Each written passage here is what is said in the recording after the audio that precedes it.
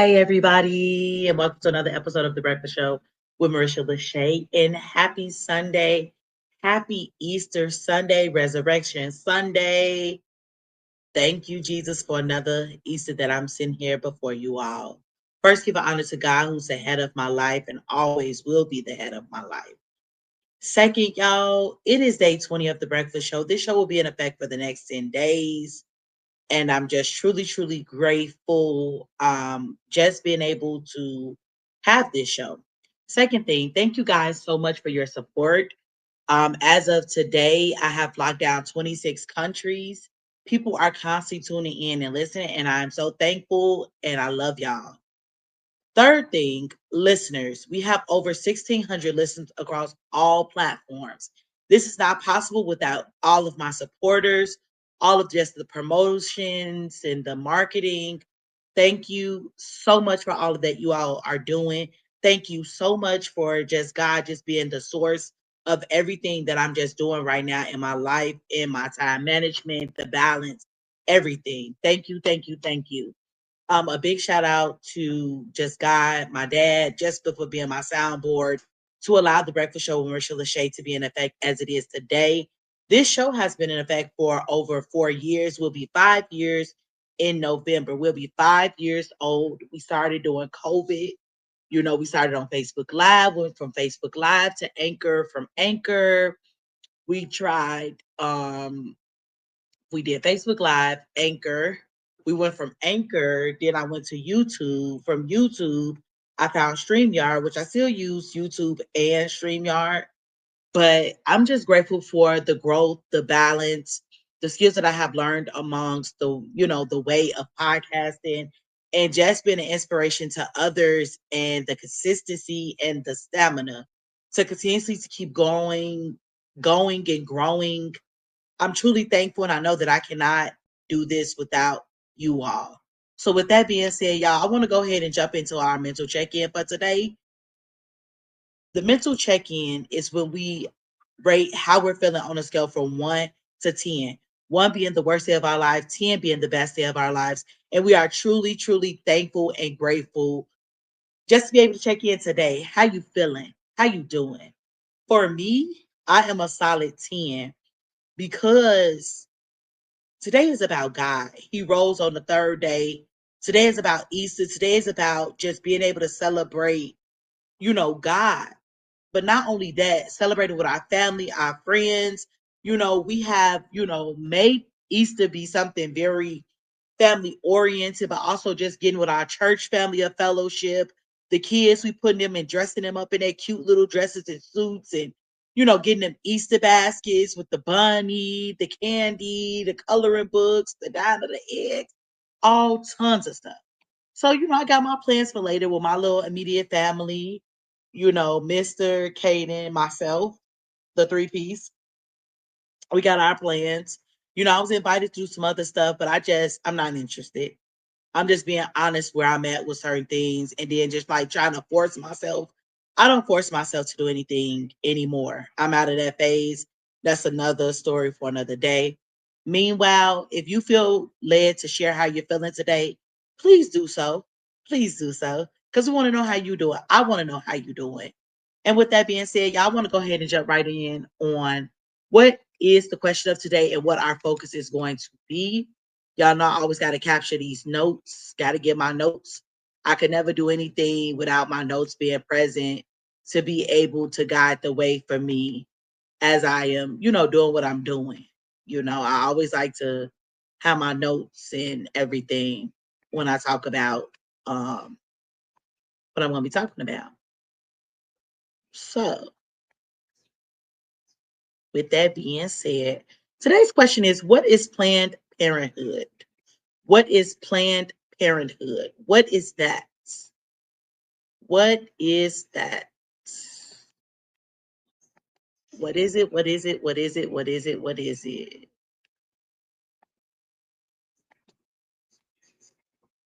I don't know. It made me think about a scholar when we asked her a question. I don't know. She was very sincere about her not knowing what was going on. I ain't mad at her. Okay, what is Planned Parenthood? We've everybody have heard about what Planned Parenthood is. So first and foremost, those that don't know what Planned Parenthood, I have actually got some notes and an actual article about Planned Parenthood and the history of it. So I'm going to go ahead and start with the history. History of Planned Parenthood. In 1916, the idea of Planned Parenthood began at the first birth control clinic in Brownsville, Brooklyn. Today, there are nearly 600 Planned Parenthood health centers around the world, operated by 48 local affiliates. Planned Parenthood is a nation's leading provider and advocate of high quality, affordable sexual and reproductive health care, and the nation's largest provider of sex education. With more than 2 million patients each year, they rely on Planned Parenthood health centers for expert, innovative, and inclusive health services. Okay. Planned Parenthood traces its roots back to the nurse named Margaret Sager. Sager grew up in the Irish family of 11 children in Corning, New York. Her mother in fragile health from many pregnancies, including 7 miscarriages, who died at the age of 50 due to tuberculosis. All right. Her mother's story, along with the work as a nurse on the Lower East Side of New York, inspired Saga to travel to Europe and study birth control methods at a time when educating people about birth control was illegal in the United States. On October 16, 1916, Sager, together with her sister Ethel Byrne and activist Fania Mendel, opened the country's first birth control clinic in Brownsville, Brooklyn. Women lined the block to get birth control information and advice. 9 days later, the police raided the clinic and shut it down. All right. All three women were charged with crimes related to sharing birth control information. Sager refused to pay the fine and spent 30 days in jail, where she educated other inmates about birth control. Although the Brownsville clinic was shut down, Sager went on to traveled the country to share her vision, a vision that she held deeply that held had deeply harmful blind spots. Okay, Sager believed in eunig- eugenet- eugenics, sorry, an inherently racist and ableist ideology that labels certain people unfit to have children. Hmm. Eugenics. It's the theory that society can be improved through planned breeding for desirable traits like intelligence and illustriousness. In the early 20th century, eugenic ideas were popular among highly educated, privileged, and mostly white Americans. Margaret Sager pronounced her belief in alignment with the eugenics movement many times in her writings, especially in the Scientific Journal for Birth Control Review. At times, Sager tried to argue for eugenics that was not applied based on race or religion. But in a society built on the belief of white supremacy, physical and mental fitness are always judged based on race. Eugenics, therefore, is inherently racist. She held beliefs that, from the very beginning, underdetermined her movement. I said undermined it her movement for reproductive freedom and caused harm to countless people. Sager was so intent on her mission to advocate for birth control that she chose to align herself with ideas and organizations that were ableist and white supremacists. In 1926, she spoke to the Women's Auxiliary of the Ku Klux Klan, KKK, at a rally in New Jersey to promote birth control methods.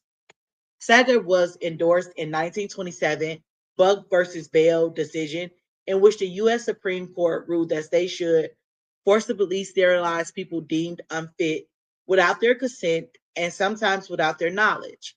The acceptance of this decision by Sager and other thought leaders laid the foundation for tens of thousands of people to be sterilized often against their will.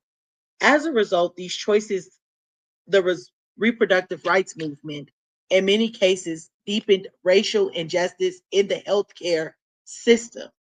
The field of modern gynecology was founded by J. Marion Sims, who in the mid 1800s repeatedly and forcibly performed invasive experiments on enslaved Black women without anesthesia.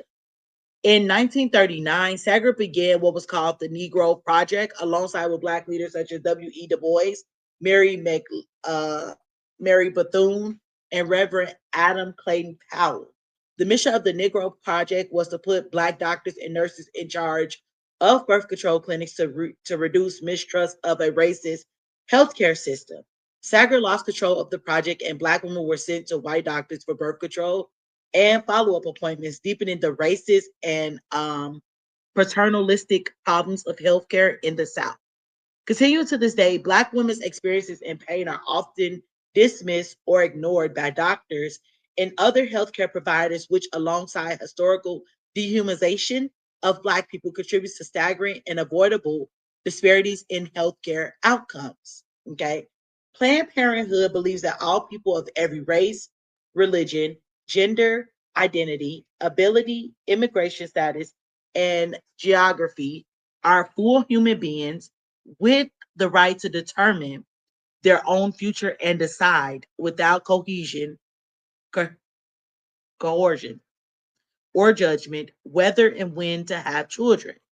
Margaret Sager's racism and belief in eugenics are in direct opposition to Planned Parenthood's mission. Planned Parenthood denounces Margaret Sager's belief in eugenics. Further, Planned Parenthood denounces the history and the legacy of anti-Blackness and gynecology and the reproductive rights movement and the mistreatment that continues against Black, Indigenous, and other people of color in this country. The beginning, which was back in 1923, Sager opened the Birth Control Clinical Research Bureau in Manhattan to provide birth control devices to women and to collect statistics about the safety and long-term effectiveness of birth control. The same year, Sager incorporated the American Birth Control League, an ambitious new organization that examined the global impact of population growth, disarmament, and famine. The two organizations eventually merged to become one, which is the Planned Parenthood Federation of America Incorporated. Okay. The efforts of birth control proponents led to 1936 court ruling that birth control devices and information will no longer be classified as obsolete and could be legally dispersed in New York, Connecticut, and Vermont. While it took another 30 years of these rights to be extended to married couples, but just married couples throughout the rest of the country. It was an historic step towards making birth control available to everyone. Now, let's talk about the development of the pill. In 1948, Planned Parenthood was awarded a small grant to the biologists Gregory Pennis, John Rock, and M.C. Chang to conduct research for a birth control pill. Catherine Dexter McCormick, a leader in the suffrage movement and lead of women voters, was head of the research project and its primary funder. Okay. In 1956, the first large-scale human trial of birth control pill was carried out in Puerto Rico. The step was critical to the pill's development at the time, but the testing conducted on the Puerto Rican women was done without informed consent, meaning that they didn't have their permission to be out here trying different things on these Puerto Rican women. As many as 1,500 Puerto Rican women participated in the trial. They were told only that the drug prevented pregnancy, not that the drug was experimental or that they may experience potentially dangerous side effects. The pills used in the trial had hormone levels 20 times higher than birth control pills on the market today. Now, after this and other trials, the pill was refined to become safe and effective a birth control method used by millions of women today. The U.S. Food and Drug Administration, FDA, approved the sale of pills for contraception on May 9, 1960. Within 5 years, one out of every four married women in the U.S. under the age of 45 had used the pill. While stateside acceptance of reproductive rights was slow, global progress was swift. In Bombay, the International Planned Parenthood Federation was founded at the Third International Conference on Planned Parenthood. Margaret Sanger served as its president from 1952 all the way to 1959. Today, Planned Parenthood Federation of America in the U.S. member association to IPPF. The new era for women. The pill will soon change the lives of many women and families across the U.S. and the world around. As easy and effective and a reversible way to prevent pregnancy. But the pill still wasn't available nationwide. Some states banned some states banned all forms of contraceptives. Contraception. Okay. Wow. I just want to stop there because this was really something. Like y'all, ooh, this is this was a lot. I mean, they went through a lot. From the development of birth control, but even with birth control today, when we think about those who um take birth control, what effect does it have on our bodies? And is it really eliminating pregnancy though? For some of us, yes, but that affect the birth control, the side effects are really something, but that's another story for another day. I just wanted to be able to share with you guys what Planned Parenthood was all about, what their mission was, and what they are. Okay. Wow. I'm just kind of blown away because this was my first time ever laying eyes and really taking a deep dive into what Planned Parenthood is. I mean, what am I to say? I'm not even on birth control, honestly, right now. You know what I'm saying? Do I plan to have more children? If it's God's plan for my life. But wow, if you can, my call to action, make sure y'all go ahead and research what Planned Parenthood is and what it's about. And also research birth control. Are you currently taking birth control? So, you guys, with that being said, I'm out of here. Today was very heavy information driven. I hope that you guys learned something. And yes, I just wanted to put that out there, y'all. I mean, because we got to know what's up and what was going on back then into now. They trying to still tell us about our rights as women and reproductive and, abortions and pregnancies. And I mean, the list goes on. I'll stop there. Thank you guys for tuning in. I hope that you guys learned something today and just being mindful and just educating yourself. So with that being said, I will see you guys tomorrow and same at the same time at the same place. Y'all also enjoy your 420. Aside from it being Easter, it is also 420. I forgot to mention that early on. But yes, see y'all. Peace.